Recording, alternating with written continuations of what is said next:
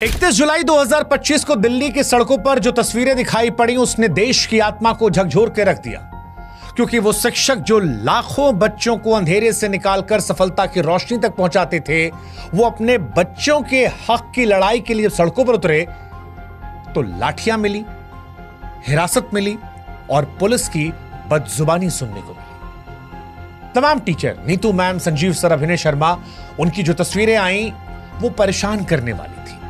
परेशान इसलिए क्योंकि गुरु अपने छात्रों के हक की बात करने आए थे। एक टीचर का टूटा हुआ हाथ दिखाई पड़ा और तब लगा कि ये उस व्यक्ति की चोट नहीं है, उस व्यवस्था की गूंगी बर्बरता का प्रतीक है जो इंसाफ देने से डरती है। सवाल उठा कि क्या यही वो भारत की कल्पना है जो हमने की है, जहां गुरु को सजा मिलती है क्योंकि वो अपने बच्चों के लिए आवाज उठा रहा है।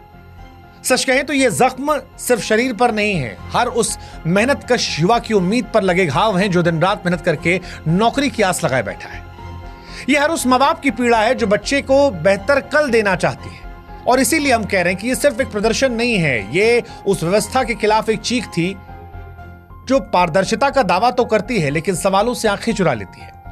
जब गुरु और शिष्य दोनों सड़कों पर हों और उनके हिस्से में लाठी आए तो साहब सिर्फ सवाल परीक्षा का नहीं रहता है, फिर सवाल पूरे सिस्टम से उठता है कि कैसा देश है, कैसा लोकतांत्रिक देश है जहां पर न्याय मांगना गुनाह है। क्योंकि जब शिक्षक और छात्र दोनों इंसाफ की मांग करते लहूलुहान हो तो लड़ाई सिर्फ उनकी नहीं होती है, लड़ाई पूरे समाज की होती है। और आज इसीलिए एसएससी सीजीएल विवाद पर जब उम्मीदें टूटी तो हमें लगा कि आइए इनका साथ दे एक बेहतर भविष्य के लिए। एसएससी सीजीएल का विवाद क्या है वो आपको समझाते हैं। दरअसल एसएससी यानी स्टाफ सिलेक्शन कमीशन की सीजीएल परीक्षा हर साल करोड़ों युवाओं के लिए सरकारी नौकरी की उम्मीद लेकर आती है। करीब 3 करोड़ से ज्यादा अभ्यर्थी इस परीक्षा में हिस्सा लेते हैं। अपने और अपने परिवार के बेहतर भविष्य की कल्पना लिए दिन रात वो मेहनत करते हैं। लेकिन हाल के वर्षों में ये परीक्षा नौकरियों का जरिया कम, विवादों केंद्र ज्यादा बनी है। 2024 की टायर 1 रिजल्ट ने इस पर शक की सुई और तेज की। अचानक ऊंचा कट ऑफ और कुछ खास परीक्षा केंद्रों में लगातार चयन और रोल नंबरों का पैटर्न साफ साफ इशारा कर रहा था कि कुछ तो गड़बड़ है।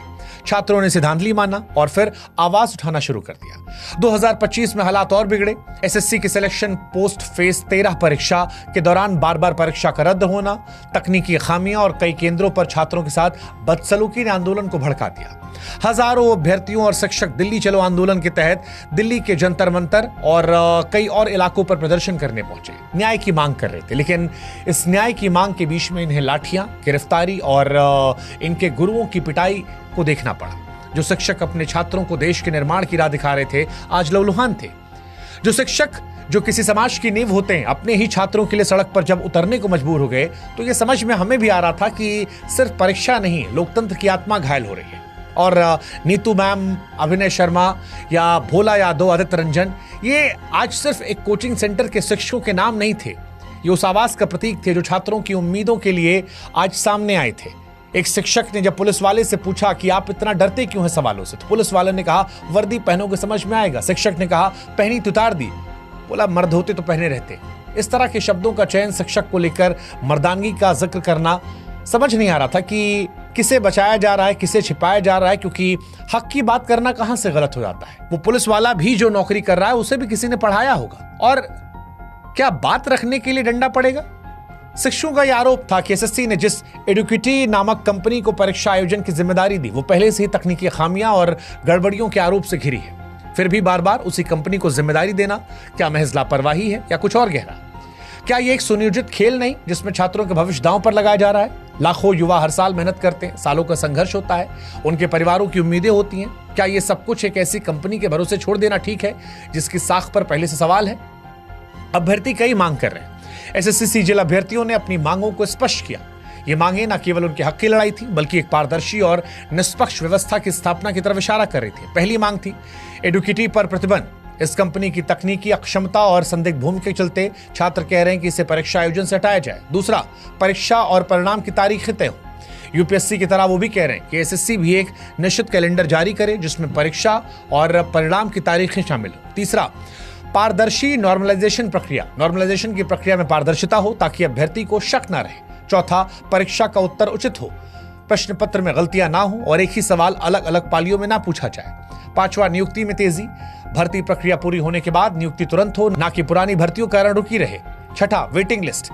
चयनित अभ्यर्थियों के बाद वेटिंग लिस्ट जारी की जाए। 7वीं, परीक्षा केंद्रों की सुगमता। केंद्र दूर दराज या पहुंच से बाहर ना हो, यातायात और बुनियादी सुविधाएं उपलब्ध हो। इसके अलावा प्रशिक्षित स्टाफ की मांग थी निष्पक्षता के साथ कि केंद्रों पर जो प्रशिक्षित कर्मचारी हों, इसके अलावा अभ्यर्थियों के साथ दुर्व्यवहार न किया जाए और तकनीकी खामियों का अंत हो। सर्वर धीमा, सिस्टम हैंग होने जैसी समस्याएं जो हैं वो खत्म कर दी जाए। अब ये कोई असंभव मांगे नहीं है या कोई ऐसी नाजायज मांगे नहीं है। ये एक ऐसी व्यवस्था की मांग है जो निष्पक्ष, पारदर्शी और अभ्यर्थियों के प्रति जवाबदेह हो। हर कुछ सालों में जब एसएससी का नाम बार बार विवादों में आता है, धांधली के जरिए, पेपर लीक के जरिए अभ्यर्थियों का भरोसा टूटता है, तो फिर ये मांगे नाजायज नहीं लगती हैं। 2017-18 में जब लाखों युवाओं ने पेपर लीक के खिलाफ सड़कों पर आवाज उठाई थी, तब कहा गया था कि सीबीआई जांच होगी, सुधार होंगे, लेकिन हुआ कुछ नहीं। वही ढाक के 3 पार। ना कोई जवाबदेही तय हुई, ना व्यवस्था बदली। और अब जब 2024 में फिर वही कहानी सामने आई तो छात्रों को झटका लगा और इसी वजह से ये छात्र जो हैं ये खुलकर निकलकर सामने आए। लाखों अभ्यर्थी समझ ही नहीं पाए पिछली बार कि चयन से चूक कैसे गए या किसी और की सेटिंग कैसे उन्हें आगे निकाल गई।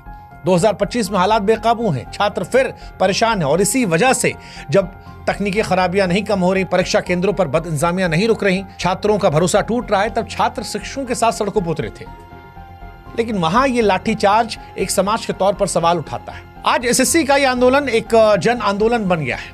अब सवाल उठ रहा है कि क्या इसे सुना जाएगा, समझा जाएगा, या जो आज तस्वीर दिखाई गई वही रवैया आगे रहेगा। हालांकि ये पहला मौका नहीं है। बीते कुछ सालों में, चाहे वो रेलवे रिफॉर्म की बात की जाए, शिक्षक भर्ती की बात की जाए, तमाम ऐसे संगठन हैं जो अपनी मांगों को लेकर सड़कों पर उतरते हैं और जब भी वो उतरते हैं तो उनकी मांगों को ऐसा लगता है कि अनसुना कर दिया जाता है।